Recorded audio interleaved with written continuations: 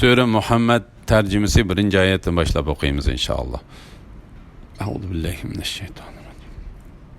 Nihayeti şefkatlik ve mehriban Allah'ın ismiyle başlayman. Kafir bolgan ve kişilerini Allah'ın yoludan toskanlarının yaxşı emellerini Allah bekar kılıp etidi.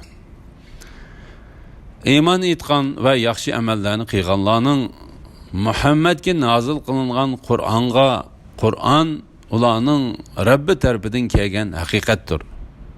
İman etganlarning gunohlarini Allah o'chirib tashlaydi. Ularning holini yaxshilaydi. Shuning bilan ular gunoh qilmaydi. Bu shuning uchundirki, kafirlar botilga, ya'ni shaytonga ergashdi. Mu'minlar bo'lsa, Rabbi tarafidan kelgan haqiqatga, ya'ni Qur'onga ergashdi.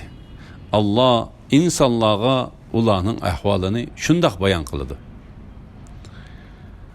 Sizlar kuffarlarga jang maydonida uchrashgan chig'inglarda ularni o'ltiringlar. Sizlar ularni qirib, mag'lub qilib, ularda sizlarga qarshilik ko'rsatadigan kuch qolmagan chaqda ularni o'ltirishdan to'xtab, ularni asir elinglar. Ondan ularni ehson qilish yuzidan qo'yib beringlar. yoki fidya ilib qo'yib beringlar. Taki urush o'zining ig'ir yukini tashlagan qadar, ya'ni urush to'xtagan qadar ish mana shundaqdir. Mana shundaqdir. Agar Alloh xolasa, albatta sizlarni urushga taklif qilmasdinglar, ularni jazolagan bo'ladi. Lekin Alloh ba'zinglar bilan sinash uchun, ya'ni iymoninglarni sinash uchun jihodga amr qildi. Allah'ın yolunda öldürülgenlerinin, yani şehitlerinin emellerini Allah bekar kılıp etmeydi. Allah ularını hidayet kılıdı ve halini yaxşılaydı. Allah ularını cennet kirgizdi. Allah onu ulağı tanıttı. Yani cennet kirgen adam özünün o yerdeki cayını ilgiri kögendekli bildi. Ey müminler! Sizler Allah'a, yani Allah'ın dinine yardım bersenler, Allah sizlerge düşmanınlarga karşı yardım berdi. Kadiminglarni urush meydanlarda berqarar kıldı. Kafirlarni Allah halak kıldı. Ularning yaxshi amellerini bekar kıldı. Bu şunun üçündür ki, ular Allah nazil kılgan kitapni, yani Kur'an'ni yomon ko'rish bilan özlerinin emellerini berbat kıldı. Ular ziminde seyir kılıp, ilgirikilerinin akıbetinin qandaq bo'lganligini küzetmedi mi? Allah ularni halak kıldı. Kafirlerimi şundaq akıbetki kalıdı.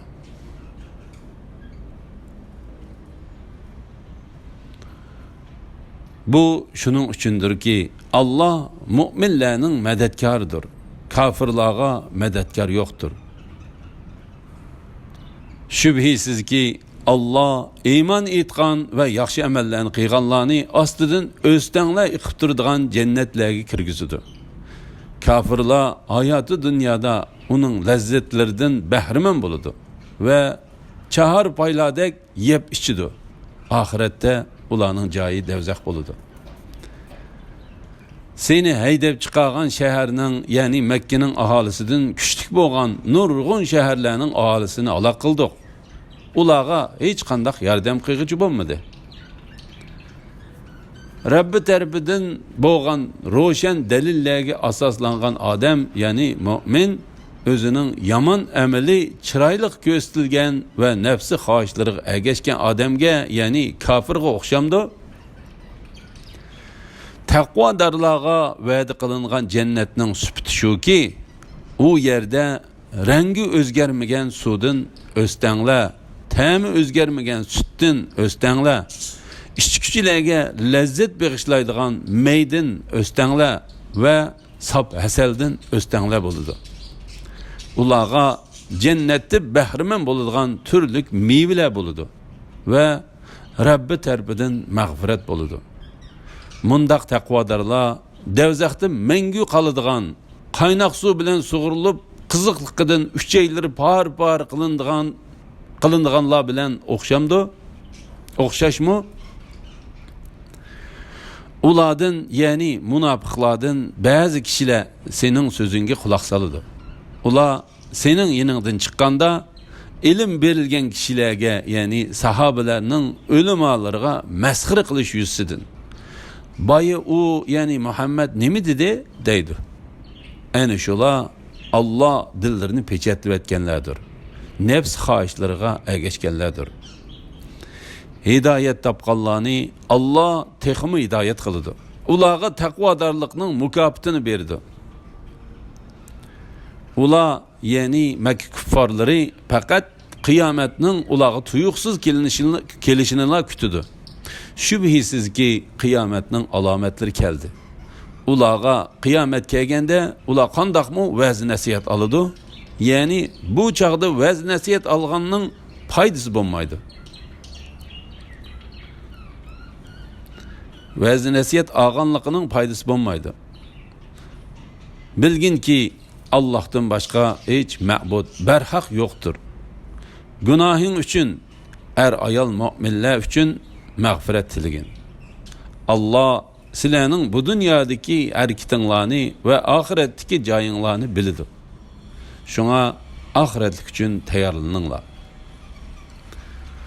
Mu'minlar jihadni talab qilish yuzidan nemishqi jihad amr qilingan biror sura nozil qilinmadi deydi.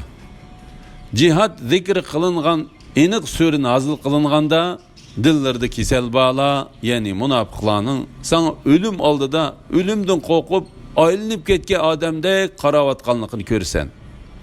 Ey Muhammad sallallohu alayhi vasallam, ularning sana itoat qilishi va chiroyli so'z qilishi ular uchun albatta yaxshi edi.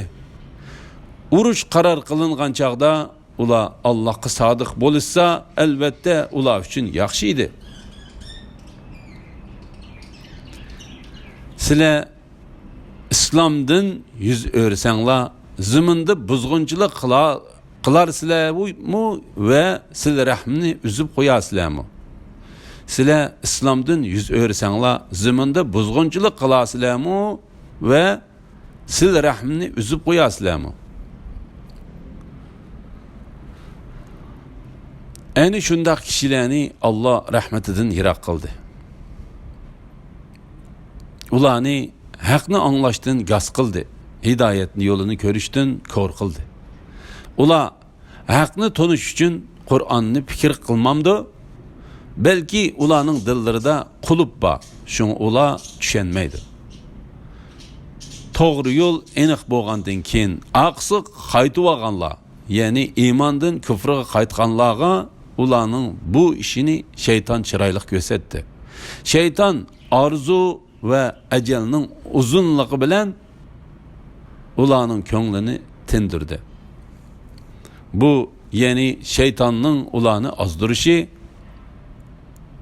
Shuning uchundirki, ular Allah nazil qilgan narsani yomon ko'rgan kofirlarga biz ba'zi ishlarda sizlarga itoat qilamiz dedi. Allah ularning sirlarini biladi. Azab farishtalari ularning yuzlariga ve aql arqillariga urgan holda ularning jonlarini eliyotganda ularning holi qandoq bo'ladi? Bu azab shuning uchundirki, ular Allohni darg'azab qiladigan narsalarga ergashdi. Allohning roziligini, ya'ni Allohni rozi qiladigan ishlarni yoqtirmadi. Shuning bilan Alloh ularning amallarini bekor qildi. Dillarida kesel bağla, ya'ni munofiqlar Allah o'zlarining islomga bo'lgan dushmanligini oshkorlamaydi deb o'ylamdi. Agar biz xohlasak, ularni cho'qim sana bildiratdik. Cho'qim ularning siymasidan taniysan. Sen albatta so'zining uslubidan ularni taniysan. Allah sizlarning amallaringlarni bilib turdi. Biz sizlarni albatta jihadga amr qilish va mushaqqatlik ishlarga taklif qilish bilan sinaymiz. Taki sizlarning ichinglardan Allohning yo'lida jihad qilguvchilarni va jihadning mushaqqatlariga chidashlik berguvchilarni bilgenge sirlaringlardan vaqif bo'lgan qadar. Şübhisizki kafir bo'lganlar kishilarni Allohning yo'lidan to'sqanlar, to'g'ri yo'l, ya'ni Rasulullohning haq ekanligini aniq bo'lgandan keyin payg'ambar bilan dushmanlashganlar Allohga qilchi ziyon yetkazolmaydi. Allah ularning sadaqa berganga o'xshash amallarini bekor qiladi. Shuning bilan oxiratda uning savobiga erisholmaydi. Ey mu'minlar, Allohga itoat qilinglar. Payg'ambarga itoat qilinglar. Amallaringlarni kufri, nifoq va riyo bilan bekor qilib etmanglar.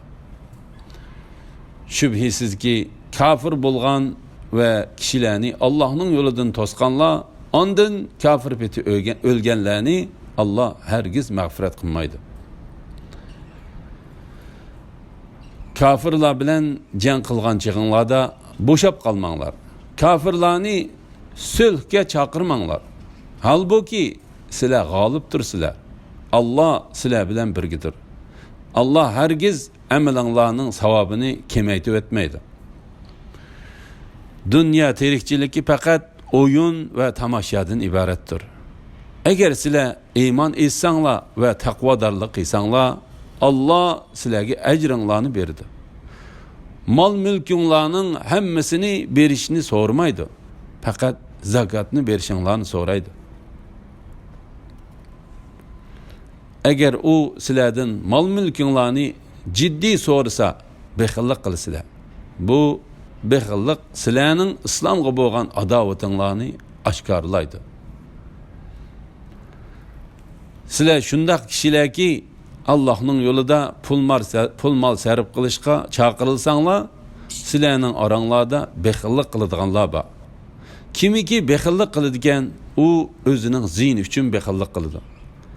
Allah sizlarning mol mulklaringlardan behojatdir. Sizlar bo'lsanglar Allohga muhtojsizlar. Agar sizlar Allohning toatidan yuz o'rsanglar, Allah sizlarning o'rninglarga boshqa bir qavmni almashtirdi. Ular sizlarga o'xshash bo'lmaydi, balki Allohga itoat qiladi.